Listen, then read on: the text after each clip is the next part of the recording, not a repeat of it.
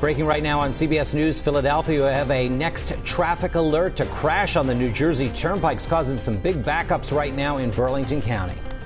Good morning, everyone. Welcome to the news at 7, streaming on CBS News Philadelphia and on Philly 57. I'm Jim Donovan. And I'm Janelle Burrell. Glad to have you with us on this Thursday morning. We're going to send it right over to Kim Hudson, who has more on that next traffic alert. Kim, good morning. Good morning, Janelle and Jim. Now that the sun is up, we can see the scope of this mess here on southbound New Jersey Turnpike. We have one vehicle here that had a huge load on its flatbed. That has been knocked off center, so that vehicle was involved as well. Back here, we have a FedEx truck that has been moved over to the shoulder, but all the packages are still right here on the shoulder. We still have some debris in the roadway, but at least we finally have 2 lanes of traffic getting by.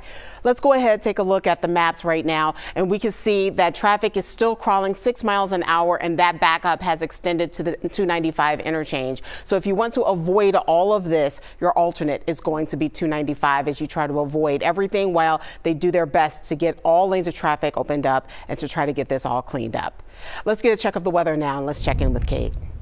Thanks so much, Kim. Well, it is a quiet start to the morning. It's still a little cloudy outside. It's been a progression from the damp and drizzly weather over the weekend to more just cloudy but quiet weather to start the work week. Today, we finally start to see more sunshine breaking through, especially as the day goes on. So opening the walls of our next weather sphere, some beautiful sunrise colors, the sun coming up as we speak. I'm going to pull up the map, and these are likely going to be our morning low temperatures outside right now. We're looking at 50s in many spots. We've dropped to 57 in Wilmington, 57 in Coatesville, 63 still here in Philadelphia. That urban heat island effect in the city really hanging on this morning, but 50s in many spots like Millville and even up toward Pemberton. Dover in front of me there at 60 degrees, Trenton at 59. It is crisp, it's comfortable. It's not as cool as maybe it should be for the time of year. In fact, our morning lows really should be in the mid 50s, and we do still have some clouds outside right now, but altogether, this is looking like a very nice day, one of the nicest we've had in a while. So if you're out walking the dog this morning, here's what to expect. You probably don't need to wipe off any muddy paws out there. It's dry, just mostly cloudy with temperatures in the low 60s at 8 a.m. By 11, more sun, and we're at 68 degrees. Great morning for a nice long walk with the pups. Great day if you have to work outside. It's not too hot, especially in the morning. But then in the afternoon, all these clouds will thin out, and we're looking at more sunshine today. 76 degrees the high here in the city. That's above average by about 3 or 4 degrees. Down the shore, we're partly cloudy at 70, and in the Lehigh Valley, these morning clouds will break for afternoon sun and a high of 74. And we're looking at a mild stretch through the weekend before a fall chill settles in next week. I'll have your full next weather forecast in just a bit. Jim and Janelle, back over to you. Thank you, Kate. We continue to follow breaking news of a violent crash where a Philadelphia police officer and 3 other people were hurt. Our Jen Carabeo is live outside of Jefferson University Hospital, where all of them are being treated this morning. Jen, good morning to you. Janelle and Jim, good morning. It really is surprising we're not talking about more serious injuries today, but as you mentioned, 4 people, including a Philadelphia police officer, needed to be brought here to Jefferson for treatment. Take a look. We're going to take you to the scene, get you caught up to show you what happened overnight. This crash happened around 12:30 this morning at 5th and Callow Hill Streets. We're told an officer with the 9th District was on the way to back up another officer conducting a vehicle investigation at the time. That's when this officer's vehicle and an SUV collided right there in the intersection. And you can see both vehicles were crumpled upon impact. A 34-year-old officer was taken to the hospital for cuts to the face and head. 4 people were in the other SUV, 3 of them including 2 teenagers and a woman in her 20s also needed treatment for cuts and bruises. Take a listen to how first responders rushed in to help. The fire department actually had to cut the officer out of that vehicle. Also, the civilian vehicle with the 3 occupants that were injured also had to be cut out of the vehicle by the fire department using the jaws of life.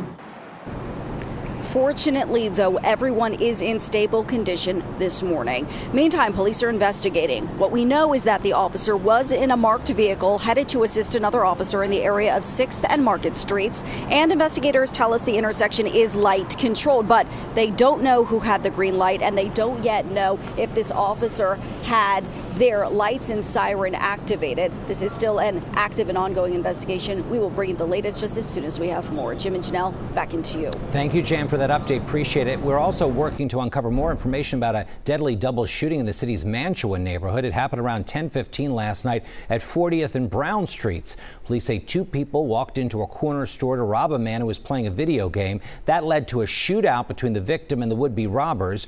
Before the victim died, he shot one of the men. They ran out to a waiting car. That car then crashed into a SEPTA bus. Police say 3 people bolted from the car. Police were able to apprehend the suspect who had been shot, but still searching for the 2 others. And at this hour, right now, the White House is working to limit Israel's response to the Iranian airstrikes earlier this week. And now, with concerns of a regional war, multiple countries are planning to evacuate their citizens. More now from CBS News correspondent Jared Hill. Flashes in Lebanon disturbed the darkness overnight. Multiple Israeli airstrikes rocked the suburbs around the city of Beirut. At least 6 people were killed and 7 wounded in Thursday's bombings, according to the nation's health officials. This comes after Israel vowed to retaliate for Iran's ballistic missile attack a day before. No! Almost all intercepted with the help of U.S. destroyers based in the eastern Mediterranean. Top Israeli military officials Wednesday said they have the capabilities to reach any point in the Middle East, and our enemies, who have not understood this yet, will soon understand. From Japan to Australia, a growing number of nations are planning to evacuate citizens from Lebanon as fighting intensifies. Israel says it's beginning a limited ground incursion targeting the Iran-backed Hezbollah militia. President Biden Wednesday said he spoke with G7 leaders to discuss their response to the conflict, which will include new sanctions on Iran. We'll be discussing with the Israelis what they're going to do, but all 7 of us agree that they have a right to respond, but they should respond in proportion. Meanwhile, devastation grows in Gaza. At least 80 Palestinians were killed in multiple Israeli strikes. Israel, continuing fighting through Rosh Hashanah, acknowledged the Jewish holiday isn't complete without the dozens of hostages still held by Hamas. Jared Hill, CBS News. And because of the unrest in the Middle East, local synagogues in our region, they are on high alert, adding extra security as a precaution. Jewish communities celebrating Rosh Hashanah, the Jewish New Year. And yesterday, Rabbi Beth Kalish of Beth David Reformed Congregation in Gladwin, she led her community reciting a prayer sent from a synagogue in Haifa, Israel. The lighting of a candle, it symbolizes their transition from a year of pain into a year of hope. On the one hand, it's so hard to be entering the new year with the burden of everything that has happened the past year and of what people are enduring right now. On the other hand, I feel glad to have a reason to come together, to be able to sing the music that stirs our hearts, that gives us hope. Rosh Hashanah continues through tomorrow. Today is day 3 of the port strike that's halting the flow of many U.S. imports and exports. Dock workers remain on the picket line at the Port of Philadelphia. Similar scene at ports in Wilmington and Camden. So far, there's no word of significant progress between the union and the organization that represents the shipping companies. President Biden can order dock workers back to work, but he said he will not do that. We're looking ahead into the future. Going to work now at the risk of losing our jobs 5 or 10 years down the road is very short-sighted. If it goes a few days, there won't be much of an effect. If it goes weeks, a month, or more, we'll definitely have higher prices, and we might have empty shelves.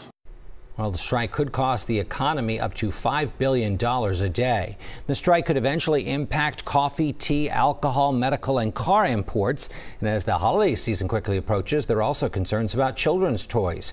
Supply chain experts warn that if the strike continues, it could lead to a toy shortage. Greg Ahern runs the Toy Association, which represents manufacturers of toys. He says they're already making contingency plans. Moving shipments to West Coast ports from East Coast ports. Working to move up production schedules to bring products in earlier to get higher quantities. Ahern says disruptions in supply could also lead to higher prices.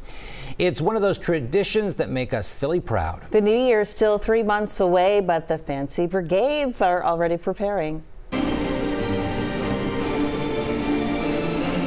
The Fancies announcing yesterday that they are again partnering with Live Casino and Hotel Philadelphia for the 125th anniversary of the parade. The 2025 Fancy Brigade Fest and Finale will be at the Pennsylvania Convention Center on New Year's Day. Tickets are now on sale.